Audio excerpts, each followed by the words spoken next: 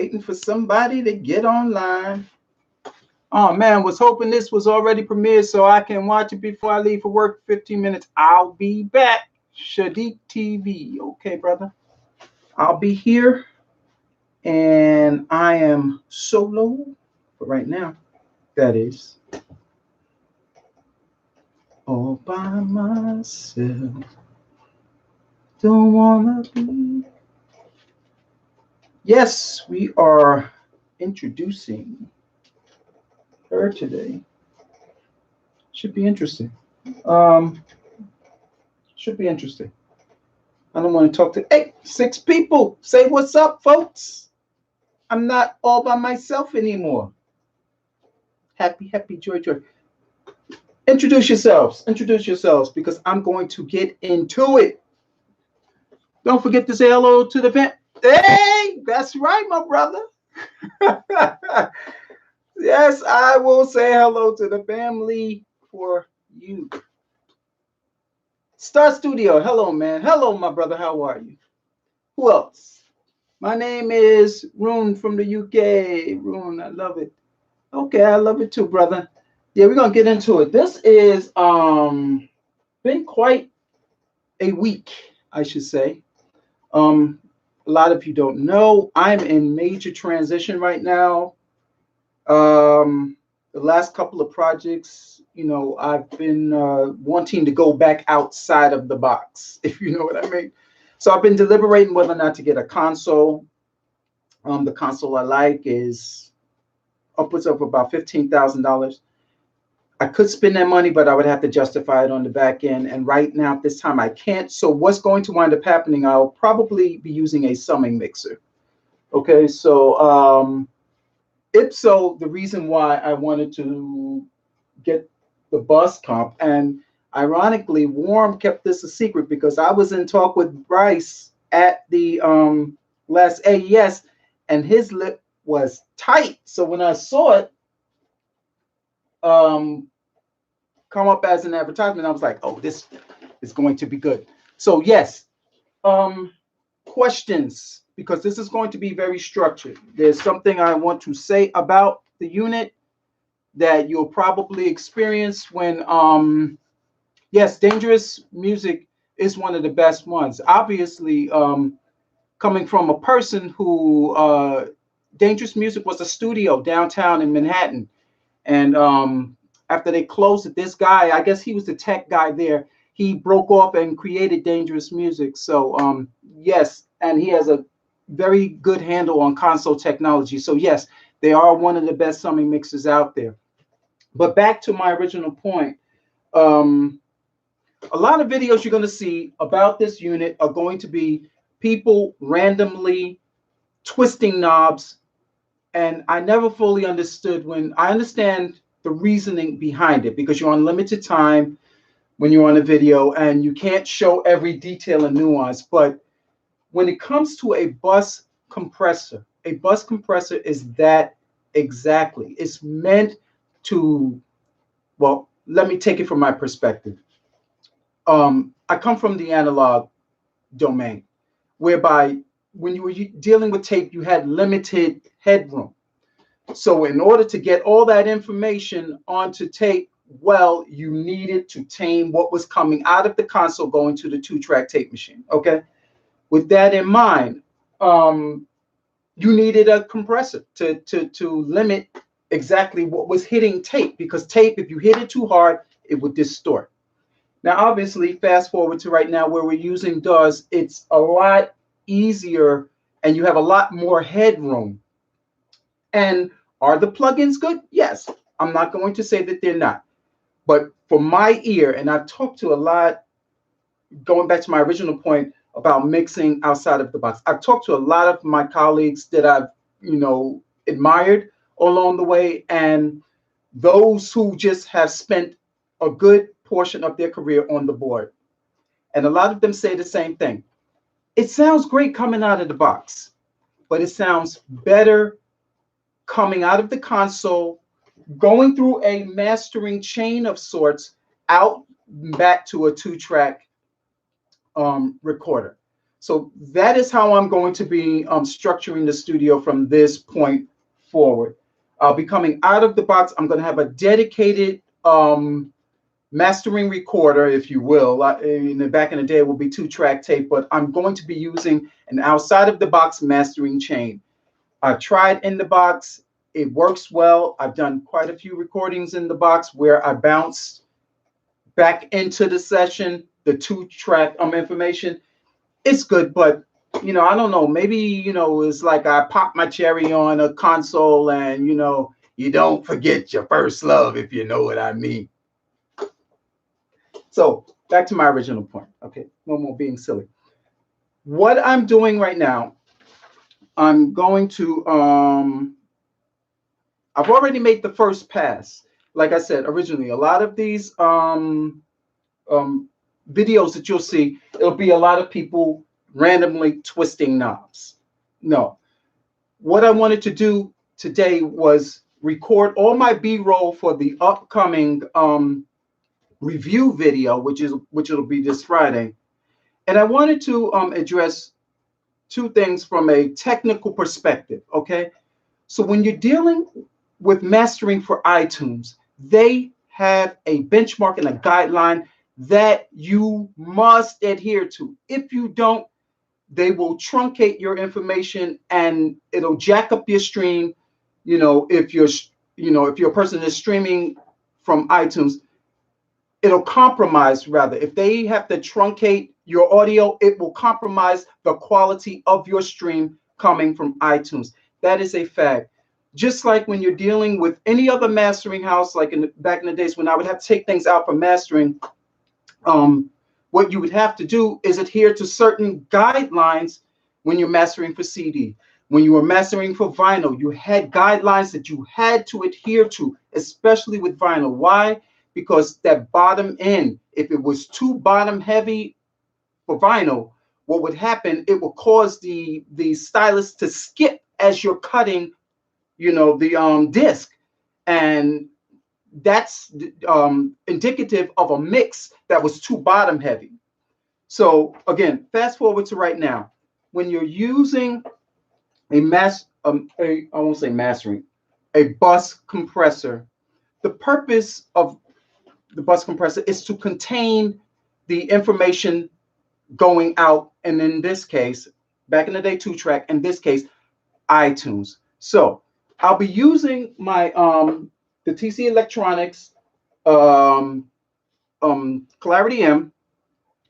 It has a preset that says mastering for iTunes. Now, iTunes requirement is -16 loudness units full scale. I can already tell you, this is coming from a client project that I did some time ago. The benchmark on this information right now, the program loudness exceeds the iTunes recommended loudness. That's point one. The max, it sees it by over 7 dB. So automatically, if the client is giving me this information, I already know it's not ready to be streamed properly. If I sent it out as is, what's going to happen is going to be truncated by iTunes. And in truncating that additional information, is going to compromise the quality of the audio coming from the stream. Okay, so with that in mind. Any questions before I get into it about the controls, about how to properly set a bus compressor? If you're not familiar with setting a bus compressor, if not, I'm going to get right into it, and I'm going to tell you my initial settings. Questions?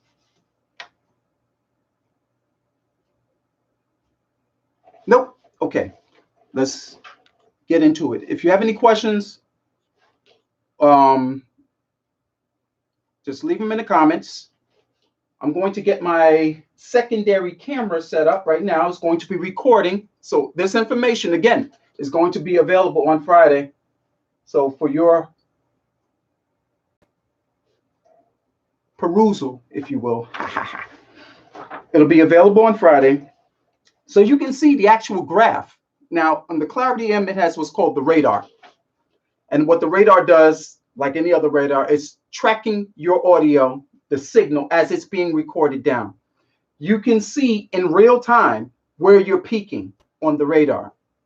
So if you peak at a particular point in time on the radar, you can go back, and if you're using it for mixing now, you can go back and you can use a compressor to control those peaks at that point.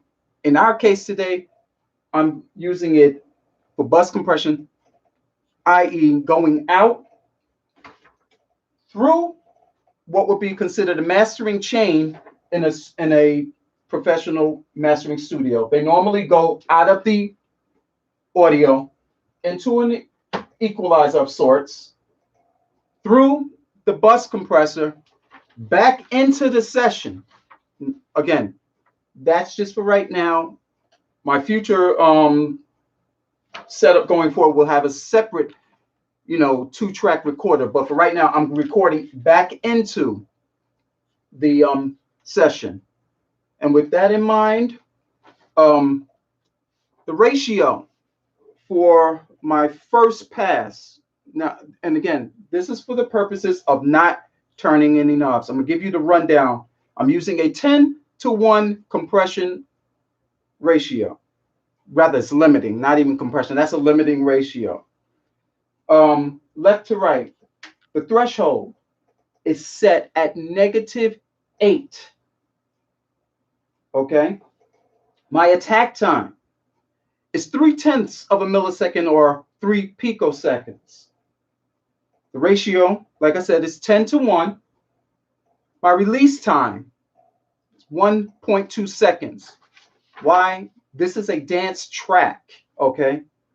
And I don't want that pumping and breathing. If your release time is set too fast on a bus compressor, you'll have this pumping and breathing in the audio sounding like two wildebeests in heat, okay? You don't want that happening. And you certainly can't send that over to,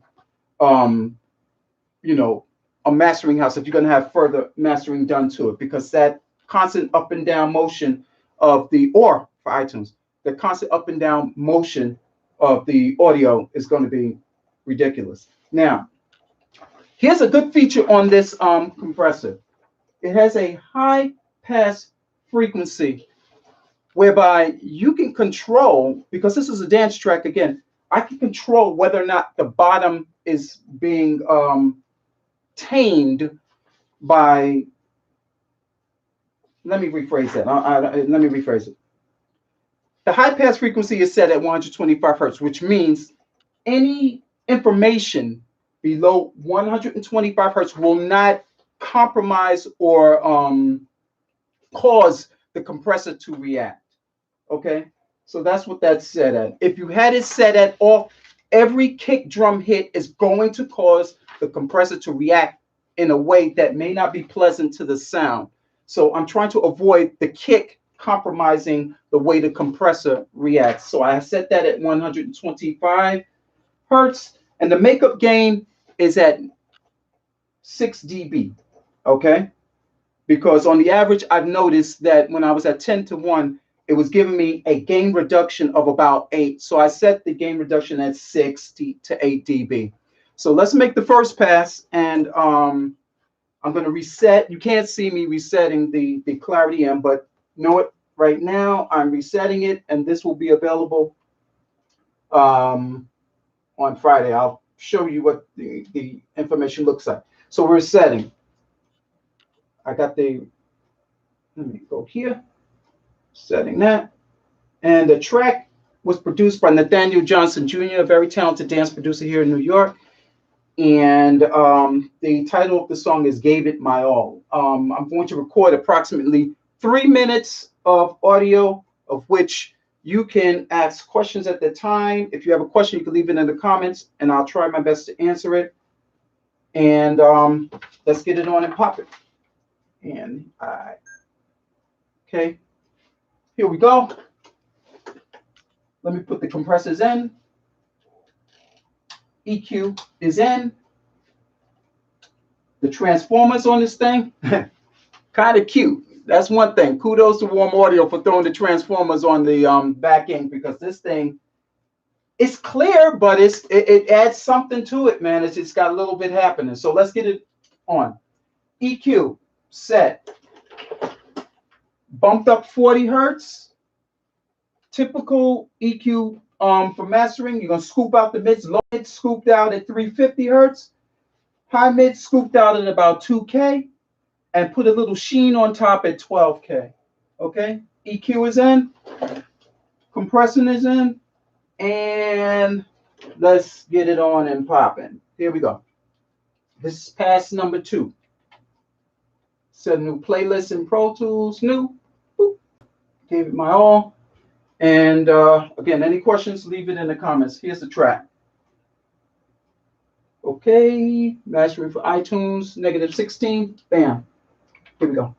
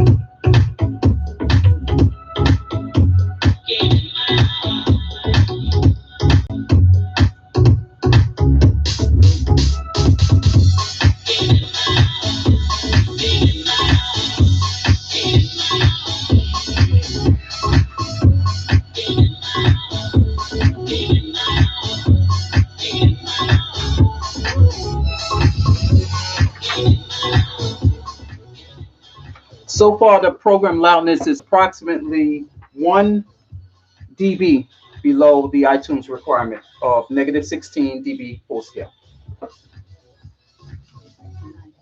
Easy can be so tough, but I've learned never to give up. For every loss, it's someone else's gain. There will be sunshine after the rain. Dreams really will come true. And I'm punching it in and out. The object of a limiting compressor, you don't want to hear it at work. You don't want to hear it when you punch it in and out. There's a sudden change in volume. If that's the case, then you don't have your bus compressor set properly. It's supposed to be even going in, even going out. The purpose of the bus compressor is to tame the peaks, going out to your 2-track recorder. And in this case, we're going back out into Pro Tools. But if you notice these huge volume changes while you're punching the compressor in and out, then apparently you don't have it set properly. So far, -15 dB full scale with a compression ratio of 10:1. And right now,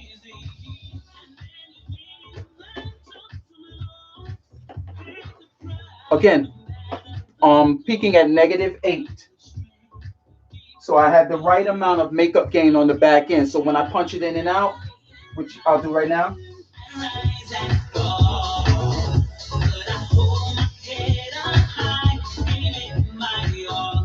No changes. No changes.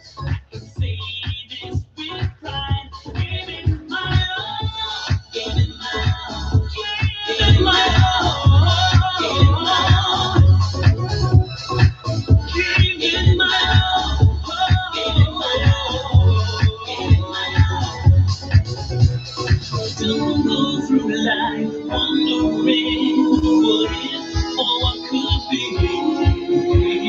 Don't end up with regrets, wishing you didn't succeed. We're only given one life. Okay, so that's the setting of, let me pause that.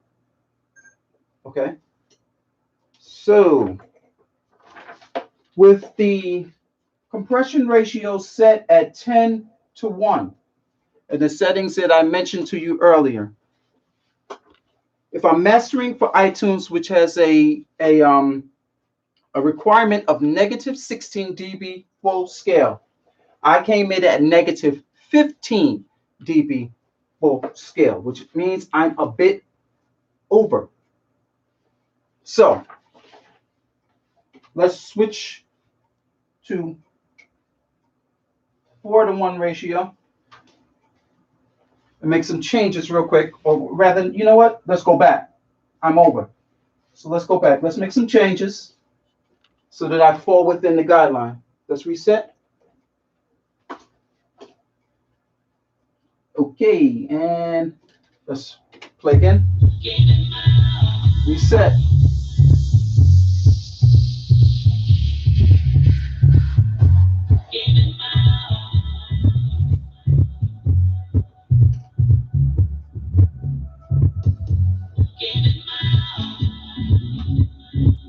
Okay, that's a little bit better. Program loudness.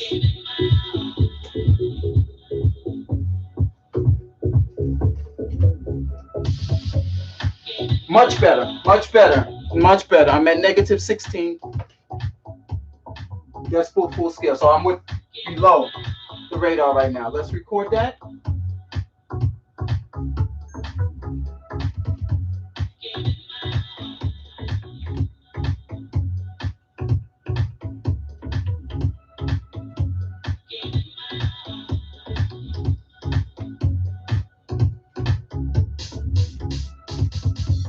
Okay, let's go back. Let's record it one more time.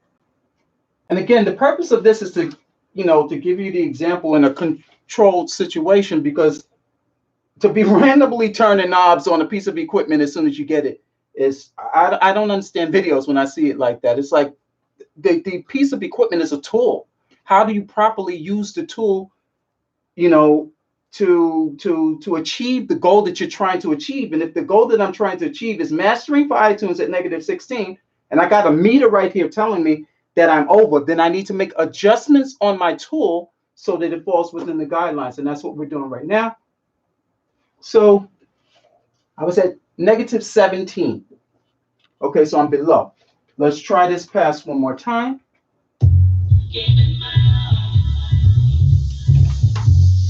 Okay, let's reset that. Okay.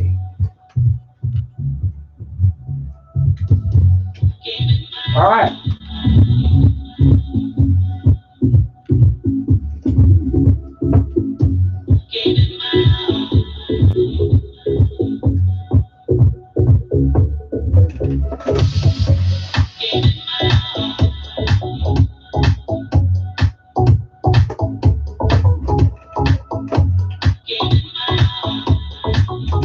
-17 decibels full scale, -17.7. So which means I have about maybe few dB of headroom, half a dB, 17.7. Yeah, about half, 17.7, 3/10 of a dB.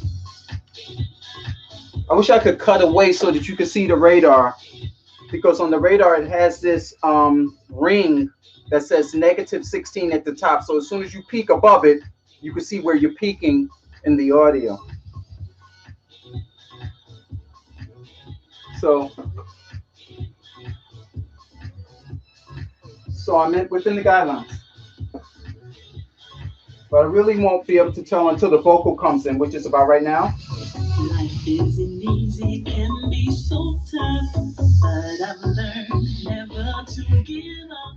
And see, the goal is to get all of these elements in the song to work together. One thing shouldn't be dominating the mix over the other. If you find that is the case while mixing, then you need to fix those elements in the mix. Vocal is king. So if the bass drum in a dance track was suddenly overpowering the vocal, and somebody handed you that as the mix, it's like, I think you need to take this back fix the kick drum, hand me a better mix, because what's going to happen, um, there's certain things you can fix and certain things you can't fix. I mean, yes, you could use compressors that are frequency specific, but why do that when you can correct it while mixing? So automatically you should be able to identify that as one of the potential problems, because in the end, the vocal is king. If the melody in that is not cutting through, then you apparently have a problem. So with that in mind, we are peaking at -17. And on the radar, I am well within the iTunes guideline, which is outlined again as a little circle that says -16 on it. I'm within that circle right now. So I'm gonna give it a few more seconds, because after this, the bridge is coming up. Again, all of this audio will be available. I'll probably put it on the website so that you can download it and hear it for yourself.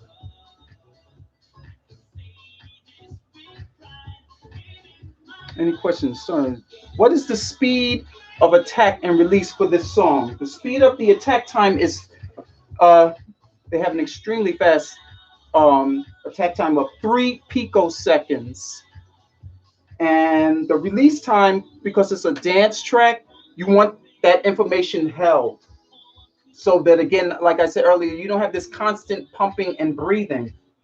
If you want really good examples of limiting compression at work, I would suggest you listen to these songs: Janet Jackson's Rhythm Nation, Michael Bolton's Time, Love, and Tenderness, anything by Babyface, because they use, I think it was Dave Way who mixed most of Babyface stuff. Most of it was done on an SSL. So those are good references to hear good limiting compression at work, especially Janet Jackson's Rhythm Nation. And I forget who mixed, who was the chief mixer at Flight Time Recording, but they were masters of being able to contain a lot of information in 2 tracks and still cut through with a lot of clarity. But those two at the top, Michael Bolton's Time, Love, and Tenderness, and Janet Jackson's Rhythm Nation. Listen to good compression at work in those 2 tracks. Okay, so we're going to stop right now. I'm going to stop, and let's stop the video for the radar, and let's stop that. Okay, and pause that. Okay, so final analysis. Program loudness, -17 decibels full scale. My maximum loudness, I went over by 5 dB, and peak to loudness, 14.6 dB. So program loudness is what's counting the most here. And like I said, for iTunes, it's -16. You know, I came up with -17 on the average. So if I was sending this mix over to a streaming service, Spotify or iTunes, I guess they're within the same guidelines. I will be within the guidelines. So let's switch the compressor over from 10:1 limiting ratio to more of a compression-like ratio of 4:1. Let's get that set up. I'm going to keep the EQ the same. Again, bumping the bass, putting a little sheen on the highs with this, scooping the mids, scooping the low mids, scooping the high mids, as most mastering engineers will do. So, any other questions? Russ in Vancouver. What's up, Russ? My brother. Yes, Alex said about the thing. I got that one. Star Studios. Yeah, that was about the speed of the attack and the release of the song. Yeah, that's important, man. That's important. That is so important when you're dealing with a bus compressor. If you got that thing set up wrong, your mix is going to sound jacked up when it's going back in. Ain't no amount of, you know, they say you can't polish a turd. You can't polish a turd. If you don't know how to set up a bus compressor, it takes some time to learn your tool and your equipment. Luckily for me, I came up at a time where everything was manual, you know, and you had to set things manual.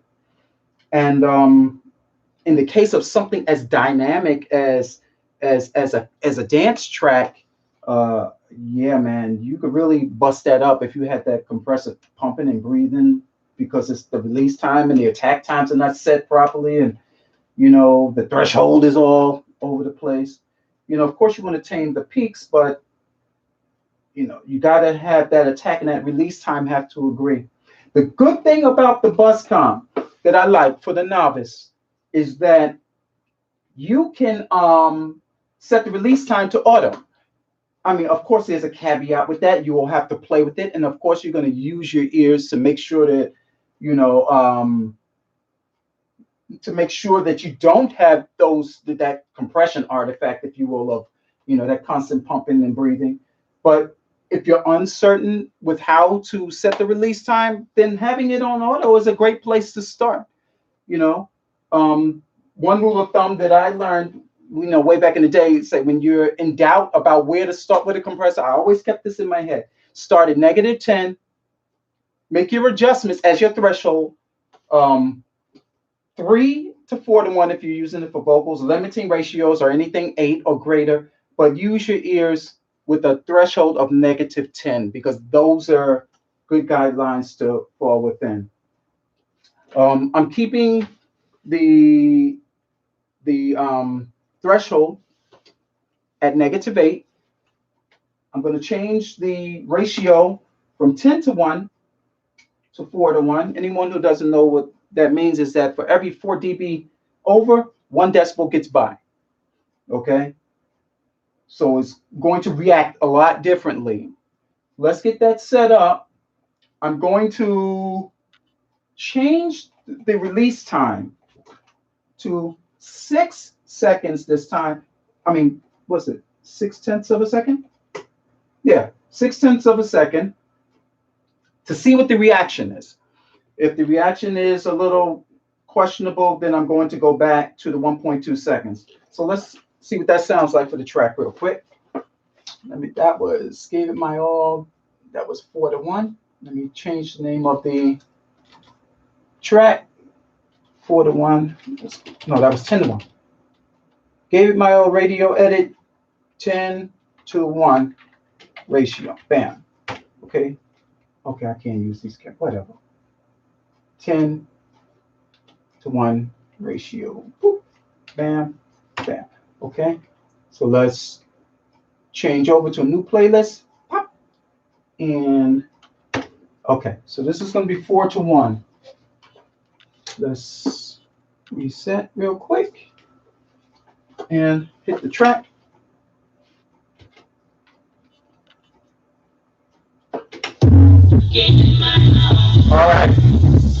All right. Already I can hear it. It's breathing.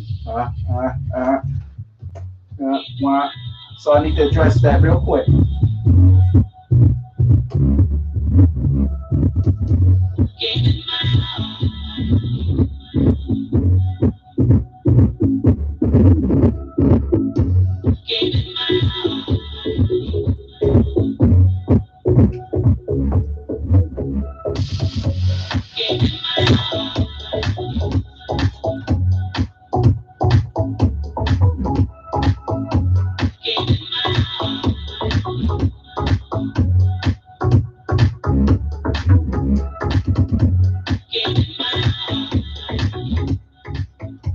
Change the attack time to 1/10 of a millisecond so they can react to the peaks a little bit faster.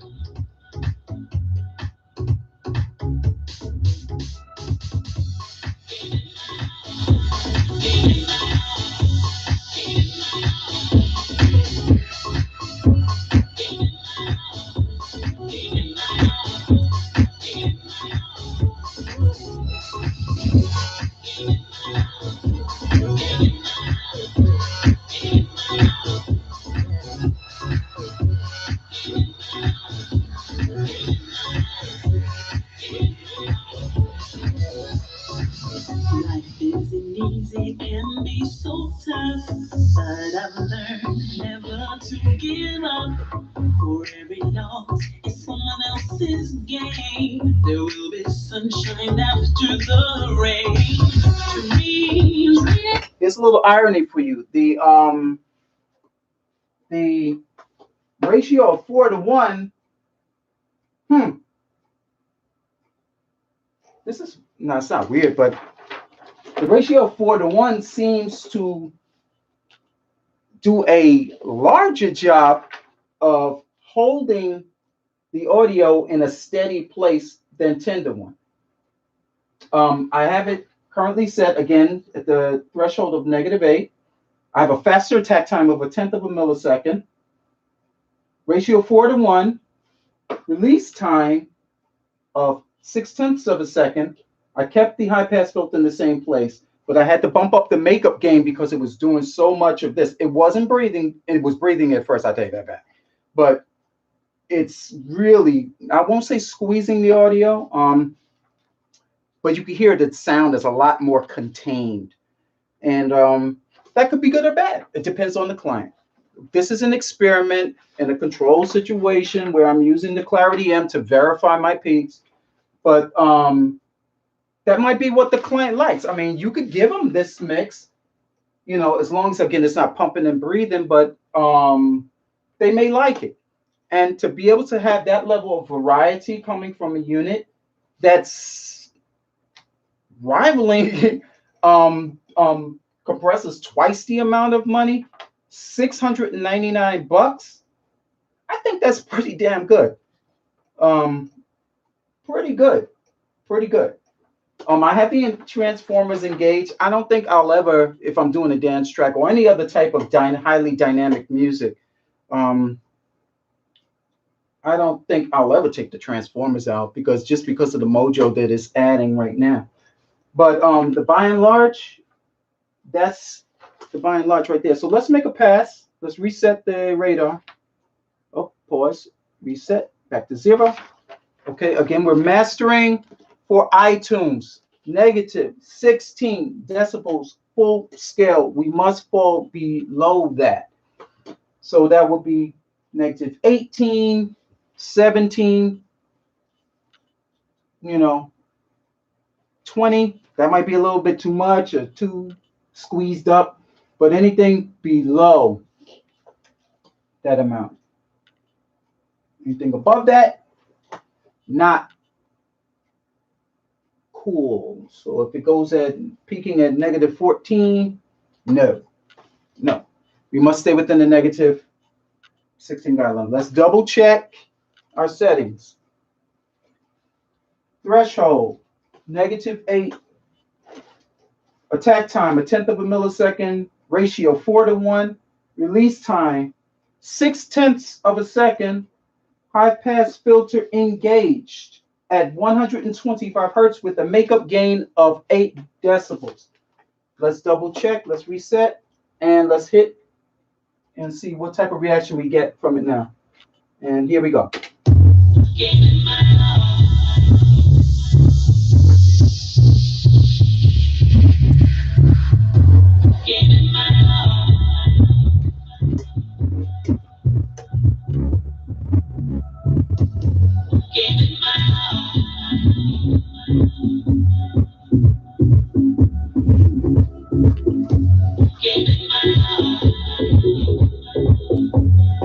So far, program loudness, -18 decibels.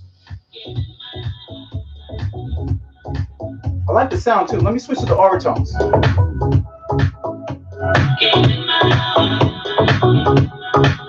This is crazy.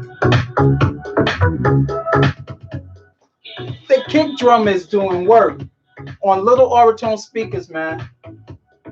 If you mix with these Auratones, you would know. To be able to get it to sound good, and the kick has a lot of clarity coming across these Auratones, man. It's remarkable. Not distorting at all. Not distorting at all. That would be a telltale sign of overkill. But to have that sound come through like this on the Auratones, pretty good. Let me check the low information on the sub.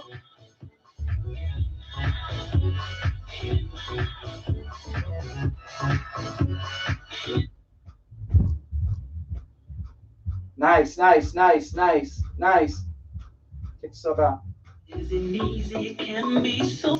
Yeah, I got that radio mix happening. Wherever it belongs, it's someone else's game. There will be sunshine after the rain. Dreams really do come true. It's totally up to you. It all depends what you're willing to put in. If you believe, then you believe. I fall, I rise and fall. But I hold Nice. my head up high, giving my all. I stand up tall. Say this with pride, giving my all. Okay, so we're peaking at negative 17 LUFS, which again is within the iTunes guideline of negative 16 decibels full scale. This thing is doing a remarkable job of containing the audio. And ironically, as I'm looking at the stereo master level meters on the clarity, I have a lot less dancing, the meters. Again, that's another good telltale sign of whether or not your mix is happening, whether or not your meters are steady. Pretty good, pretty good. Pretty good, pretty good. So we're coming up on the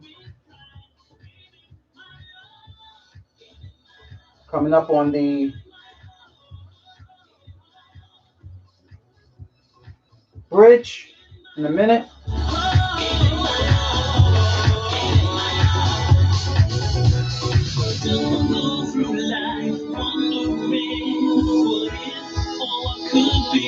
Okay, I got that. Now I'm listening to the bridge vocal. It has that real radio compression limiting sound,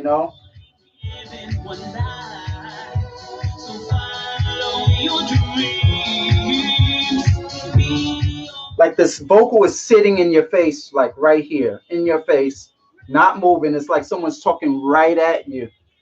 That's where it is right now, which is good, And I'm still steady at negative 18 decibels full scale. So which is not bad. Pretty good. Okay, so let's stop that. So there you have it. That was a ratio. Let me stop the video for that. That was a compression ratio of 4:1. I don't know, man. It's a lot of flexibility.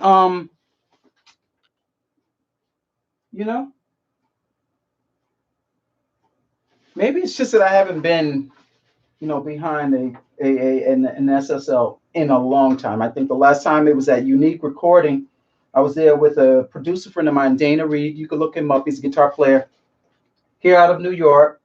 We were doing some demos with Alvin Slaughter on vocals, Glendora Reed, his brother Anthony was on vocals. We were doing demos for Tina Fabrique. As a matter of fact, you could go on iTunes to check her out. Tina Fabrique's song, Warning Signs, So I think that was the very first time I had come in contact with the SSL console and just saw how everything just sat so perfectly, And so I'm having that, flashback with this unit that it's like, for again, $700, it's almost like perfect in every way. This is, in no way a detailed review, if you will. It's just that I wanted to present to you guys a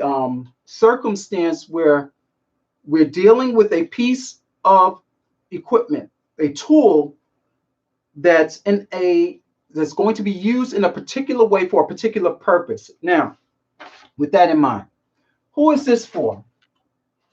This is for the person that wants to master outside of the box. Who is this for? What genres is it for? Will it work for folk music? No, because it's not dynamic. Will it work for jazz? No. Will it work to tame aggressive room mics on a rock drum kit? Heck yeah. How about dance music? Obviously.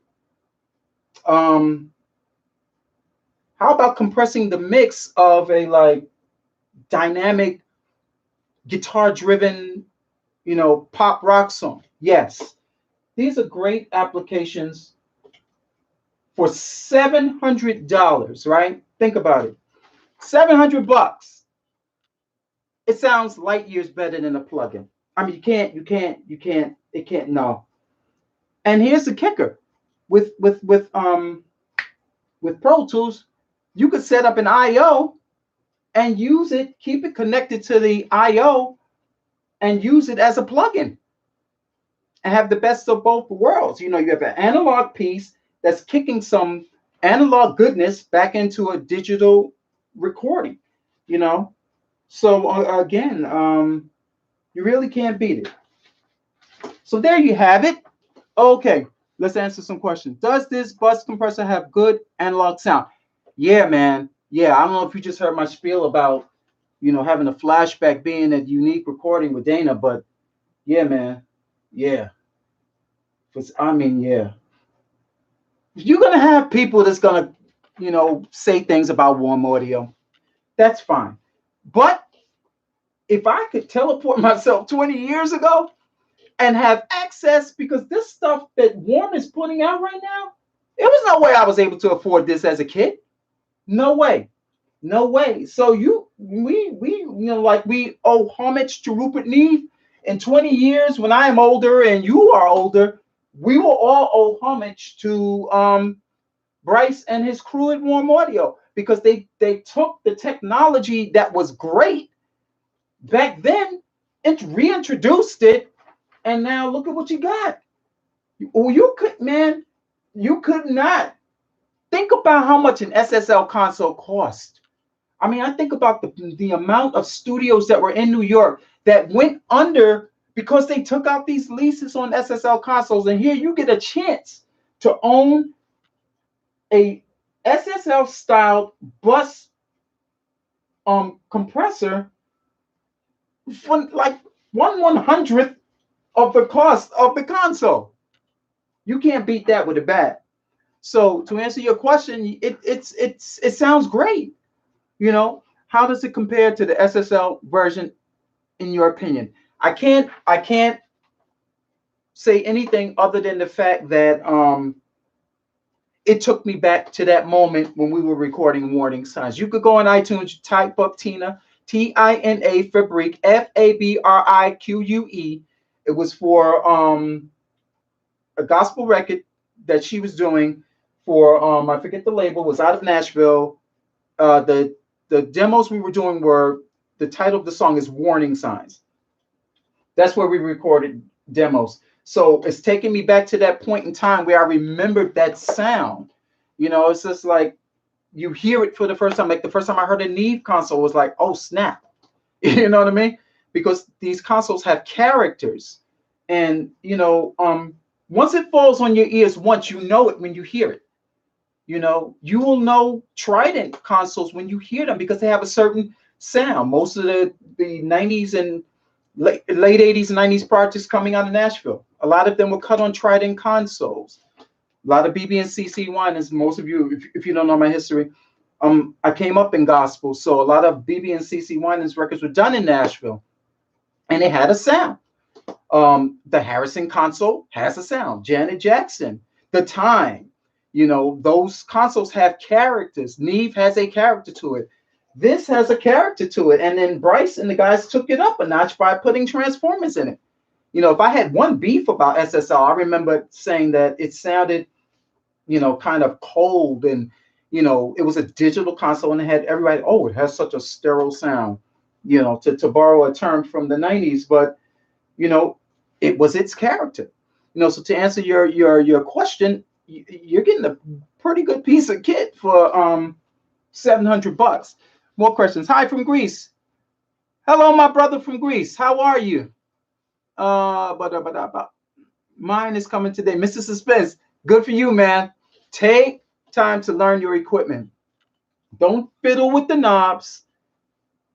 Again, you want good examples of what bus compression sounds like. Here's another one I didn't add to the list. Monster by the group Paramore. Excellent mix. That is like one of the best examples of good quality bus compression at work. I mentioned Janet Jackson's Rhythm Nation as one. Monster by the group Paramore.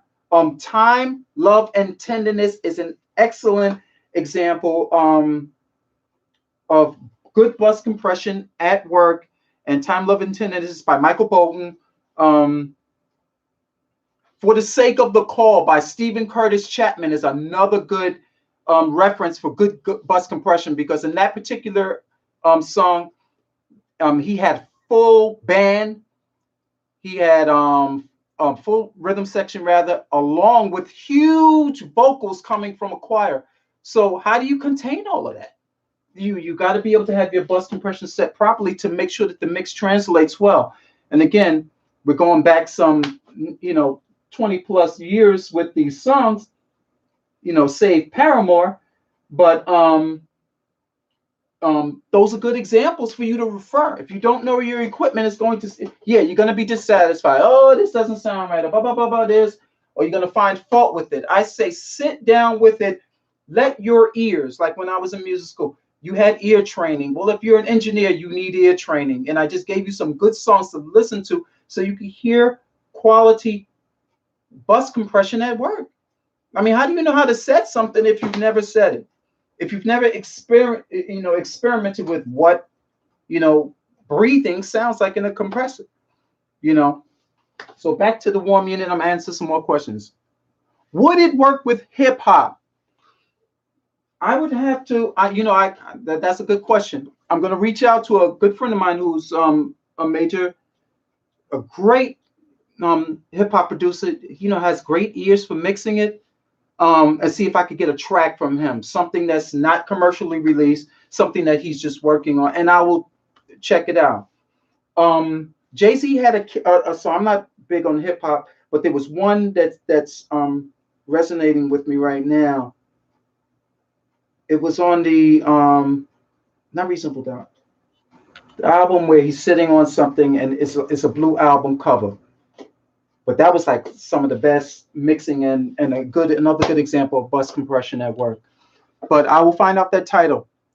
Russ Play. Hey Warren, what's your take on the WA-73 with relay? Oh no, please no WA-73 and 1073. I have a 1073. On loan to a friend right now. As a matter of fact, I called him last night and I was like, I need my NEVE back. So if I have my NEVE out on loan and I'm using this as my daily driver, what does that tell you? It's to me, it's not about comparing, man. I mean, I had this debate and I got flamed, and I constantly get flamed, and then people want to have the debate about what's better. Again, what Warm Audio has done, they've reverse engineered the technology. A schematic is a schematic. Resistors are resistors, capacitors are capacitors. There are several people that have recreated Brent Averill, or BAE as they call themselves now, BAE, Heritage. I had it, I sent it back, not because it was bad, but for other reasons. You can look at the video, it's on my channel. Heritage, BAE, Golden Age.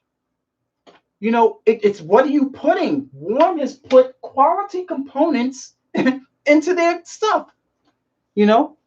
They've reverse engineered the technology. They've taken the schematic, they looked at, okay, a resistor goes here. What kind of resistor? We're going to use El Cheapo resistor, or we're going to use quality metal film resistors. We have a choice to make.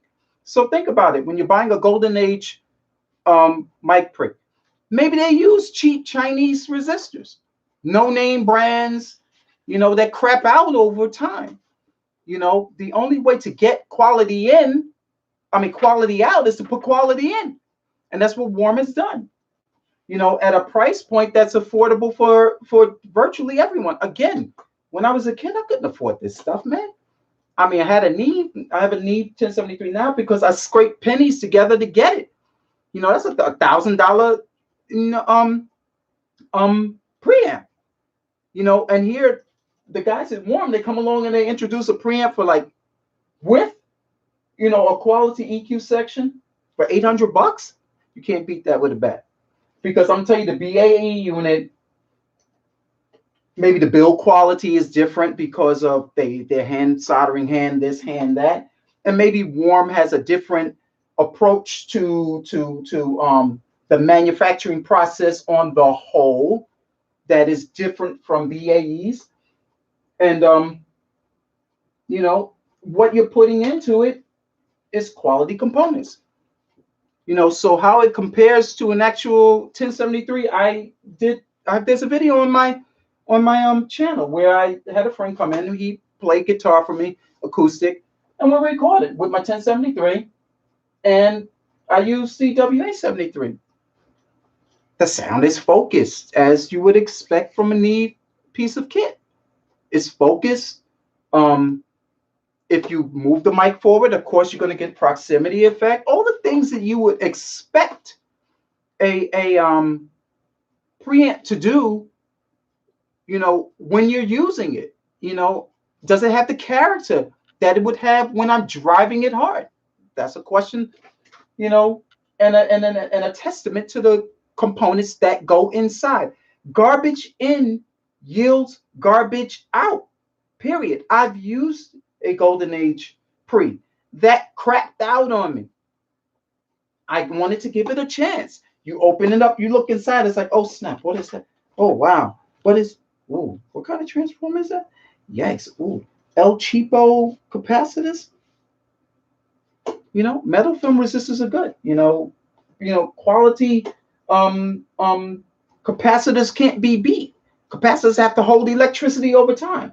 So if you're driving it hard and the capacitor can't keep up, then it's going to crap out on you. Then what's going to happen? It's going to compromise your audio. So how it compares to an actual 1073, if you're going to have the debate, I would say save your money, go straight to AMS NEVE and buy a NEVE unit. You know, but if you're short on cash, you cannot go wrong with the Warm units. So that's just my take on it. Would you say glue is there? That's funny.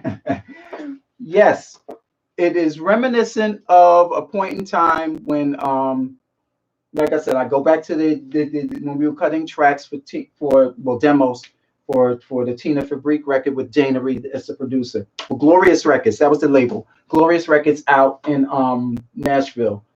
Brian Williams, I think, was the executive producer of the album. Yeah, and Dana had a pretty good hookup with him. And yeah. So it's, you know, it took me back to that point in time when I remembered hearing this, like, oh wow, this is what a classic console, you know, really sounds like. And then I'm going back, wow, I'm really stepping out from underneath the covered wagon. 1980. No, I'll take it back. My son was but okay. Say about 1992, 93, somewhere in there. So yes, the glue is there, but the glue is dependent on your ability to set the thing up properly. If you don't know what you're doing, I would say take time to learn your tools. Run away from these videos where you got people turning knobs. Like, turning knobs, what does that show you? I know how to turn do this. That makes no sense to me. I mean, I'm not criticizing, but it just, you want to be able to have an informed reason why you're purchasing something. I mean, why spend the money if you can have an informed? What is the purpose? The purpose for me buying this is to have a quality bus compressor. So is it quality? Yes. From the standpoint of the build, yes. From the standpoint of the sound, yes. Will it work for me if I'm doing folk music? No. Will it work for me if I'm doing guitar-driven rock? Yes. Will it compress room mics quite well? Absolutely.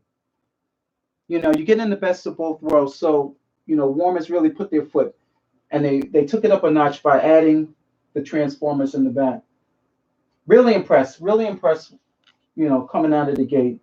You know, I set it up last night, and out of the box, I was like, wow, when you could fall so microscopically within the range that you need to send to a streaming service. In this case, you know, back in the day, like I was saying, it was be okay, what am I sending off to the mastering engineer? But now it's like, what am I sending off to Spotify? What am I sending off to iTunes? What are the guidelines? What am I sending off if you have to do a television mix? That's a different animal. You ever notice, like when you have some commercials, that the loudness goes dong, and then when the program comes back, the loudness is here? That's because it's probably deliberate. They want you to hone in on the loudness of they want your attention because it's a commercial. But at the same time, the guidelines were not followed that were presented to you from the broadcast company. You know, if they said master all audio at negative 24, you know, decibels full scale, then if your audio is at negative 16, you know, you're too blasted loud. You need to turn things down. What do I need to turn? How can you tell if you don't have a meter? How can you tell if you don't have, how can you adjust if you don't have the proper equipment? You know, so you need to be able to use it as a tool. It's just, you know, that simple. More questions. You're talking about Blueprint album? Yeah. The first track where he's like, yo, give the drummer some. No, I mean, like, listen to that. Thanks. Yeah, that's the record. Blueprint. Yeah, that was, man, the mix on that. Killing. And I'm not into, I'll peruse hip hop, but it's not my genre, if you will.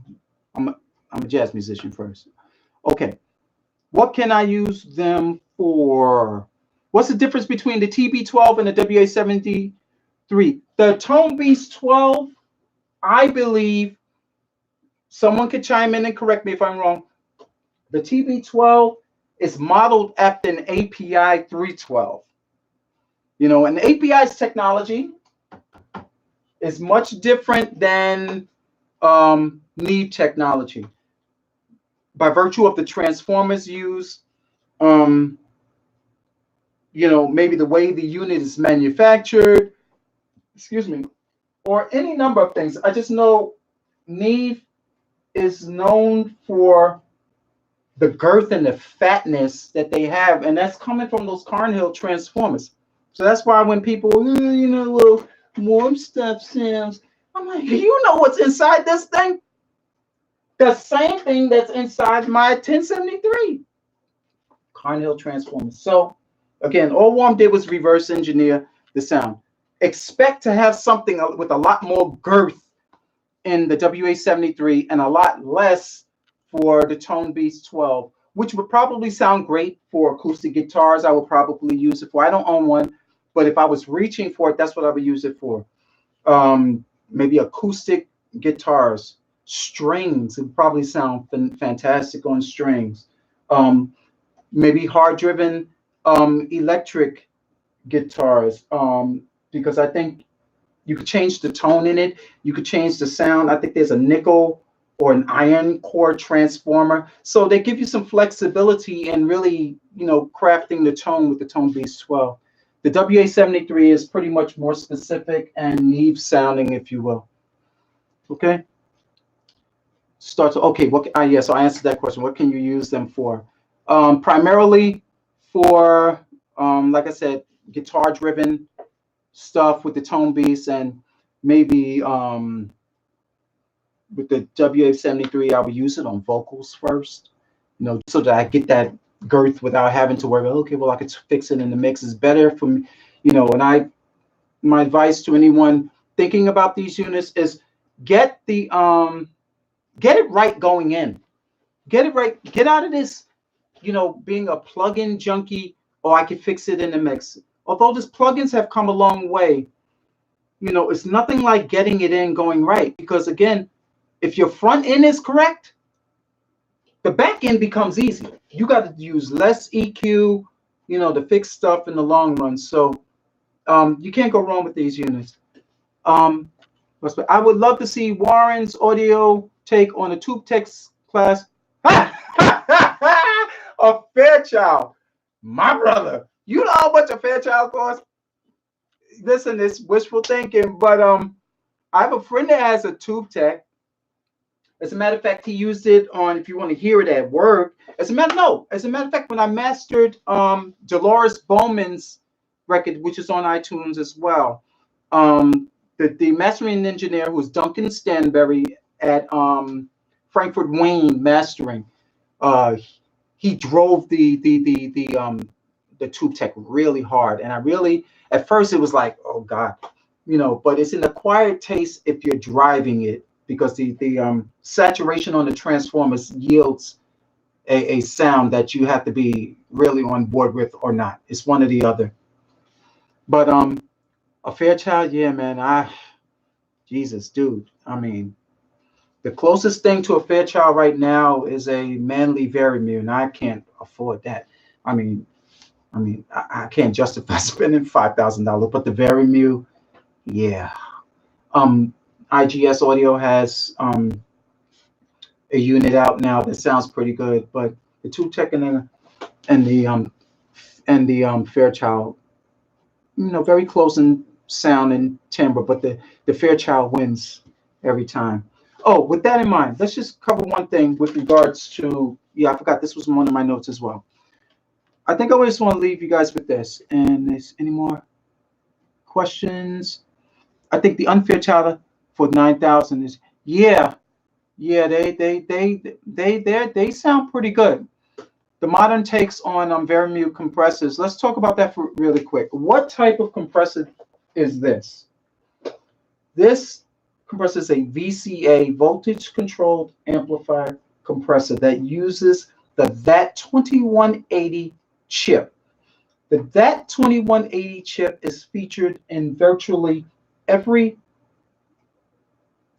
top VCA based compressor out there.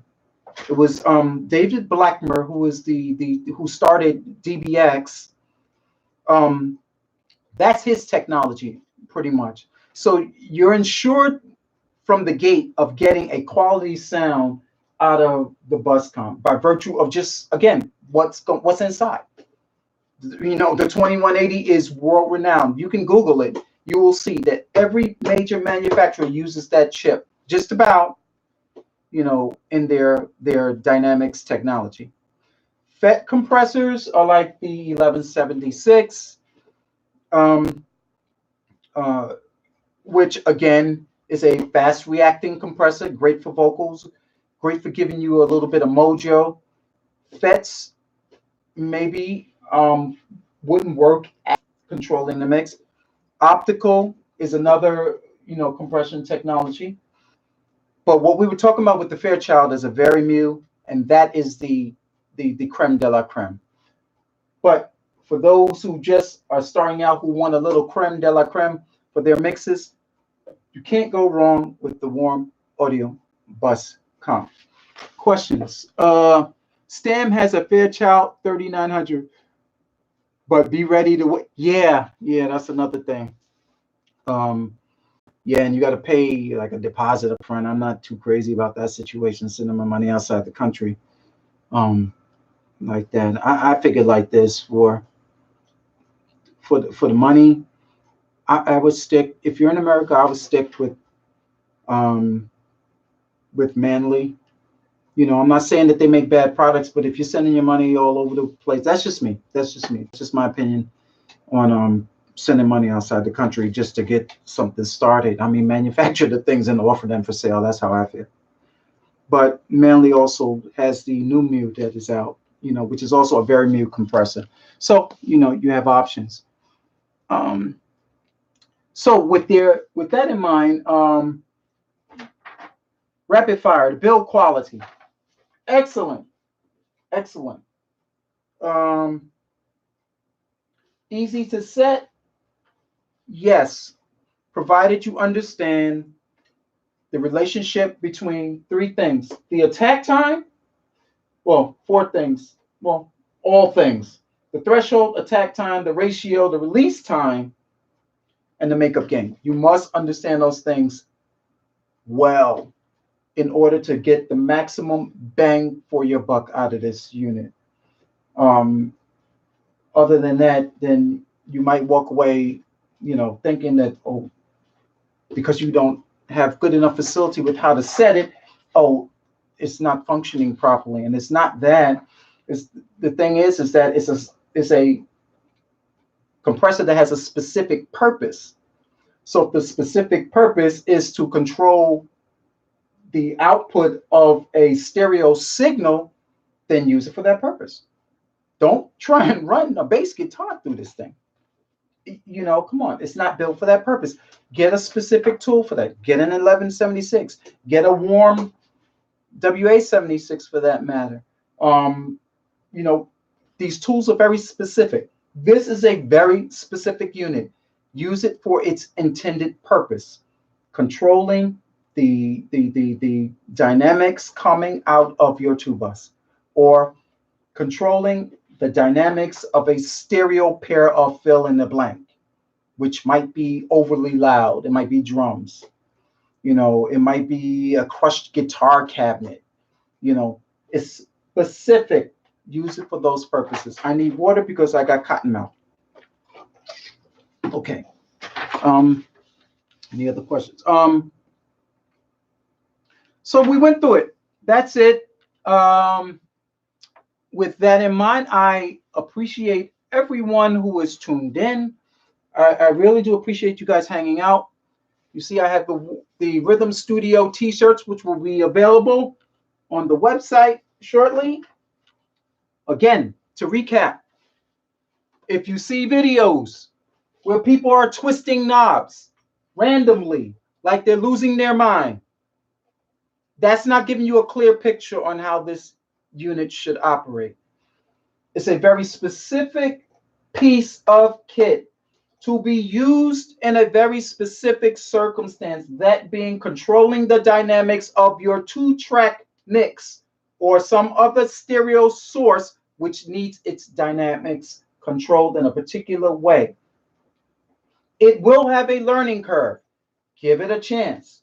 Learn how to set these controls properly, and trust me, you will be in love with this thing.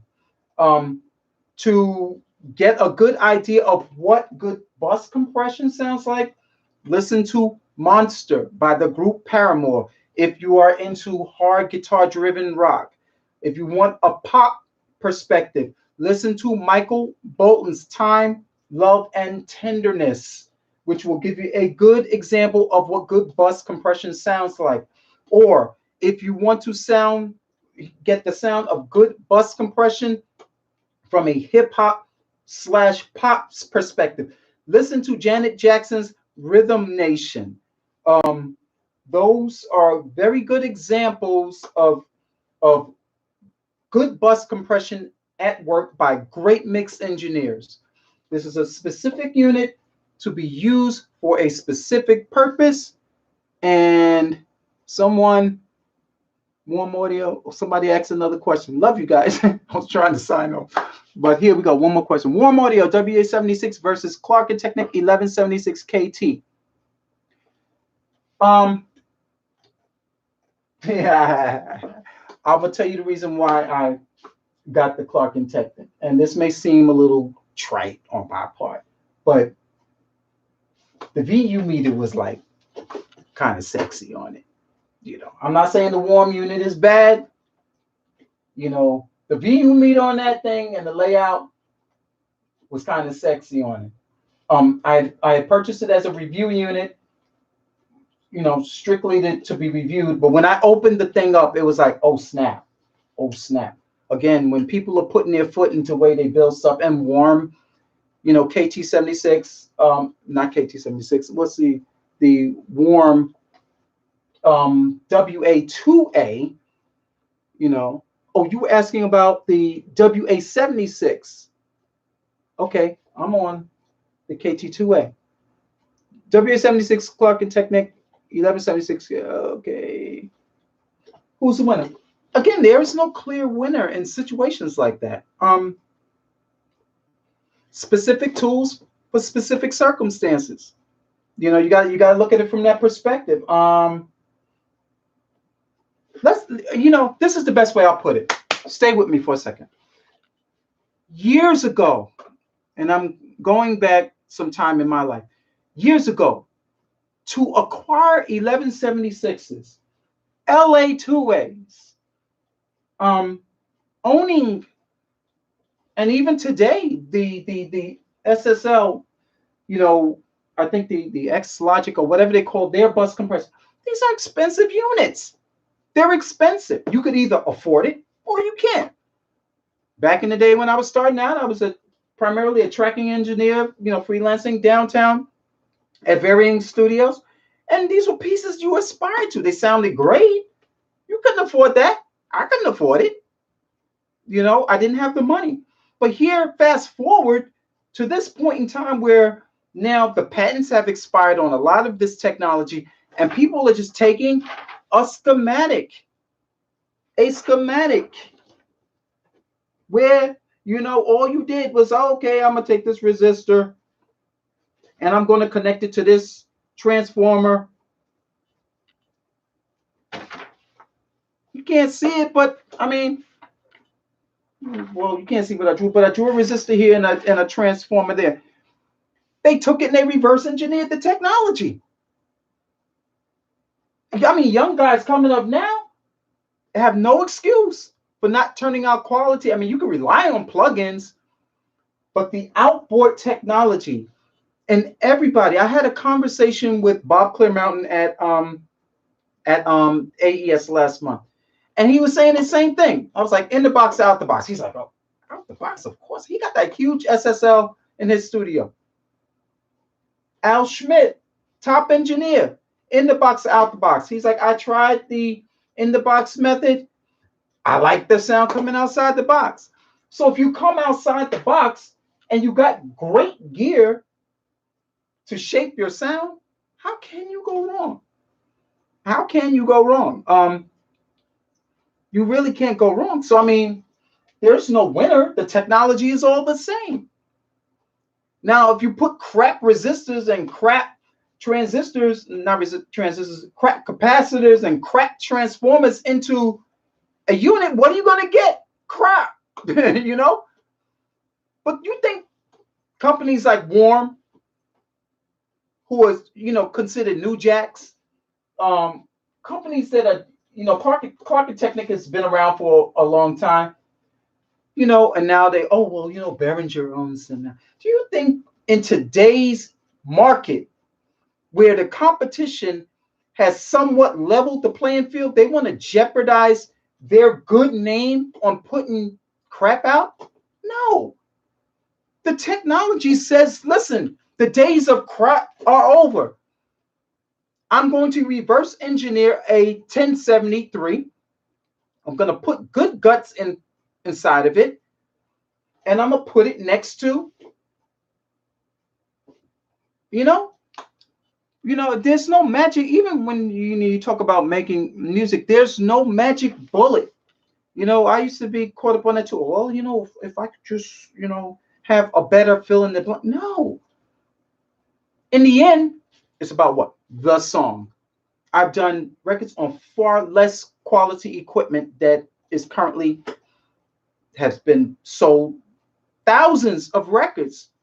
When I had an 8-track machine, I squeezed the hell out of the technology that was available to me. In the end, it was the song. These are independent artists that went out and they would sell 10,000 CDs. That's a lot of CDs being sold. I recorded it on 24 tracks of ADAT. It's a technology that's available. So you guys have like crazy good technology being offered by these companies like Warm, Clark Technic. Well, I keep saying Clark Technic, and it rivals pieces that have been around a very long time. There's no excuse to not be turning out, quality stuff. Here's a good example, and then I'm gonna wrap up after that because I'm a little bit long-winded, as you all know. There are a lot of people that sell beats on some sites, and one day I just sat down and I listened to several people that had their music available for either you could buy the whole lease outright or you could use it for a price, right? So I went through all of the top 15, 16 guys. And the top guys that was like selling a crazy amount of music, I was like, what is separating the top guys from the not so great sounding mixes? I'm gonna tell you, the guys that was like selling good beats hand over fist had these three things: a decent facility to work out of, which means the equipment could hold up. Most of them was mastering their stuff outside of the box. They were tone shaping it outside. And three, they had great musicianship skills. It beat the guy who was coming with that crap. Come on, man. No. These guys were spending time crafting good music based on those three things: outside the box mastering, a great space to work out of with equipment that could hold up, and they had great musicianship skills. I was like, listen, no wonder they keep selling music. One guy said he sold over $100,000 in beats. God bless you, but when I saw your setup, I understood why. He put quality in. So, I'm saying that to say this, because the technology is available to most young guys nowadays, there really is no reason to turn over substandard music to iTunes. You want to compete with some of the best artists out there, then you got to have the goods, man. You got to have the ability to turn out quality, sonically quality, musically coherent quality. That makes no sense. Quality music from a quality audio from a musical perspective. And here these companies come along and they give you all the technology. The onus falls back on the person using the technology. So, for those of you that are looking to turn out quality sound, companies like Warm and others are leveling the playing field for mostly every musician out there. There really is no need to turn out substandard sonic, music, because now, here it is. Look at what they've done. Companies like the Heritage Successor, modeled after the NEVE, they're, I think, 33609 or similar to that. These companies are turning out great sounding stuff. So here you have that afforded to you, and go out and get it. But know this: know how to use your equipment. Take some time tuning your ears by listening to quality mixes from quality mixers.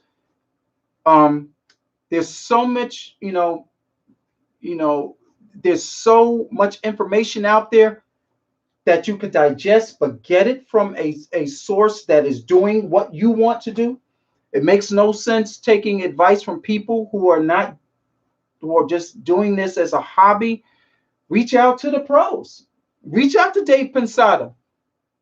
Ask him his opinion on Warm. I'm certain that he would not put his name on anything that he feels, and he endorses Warm.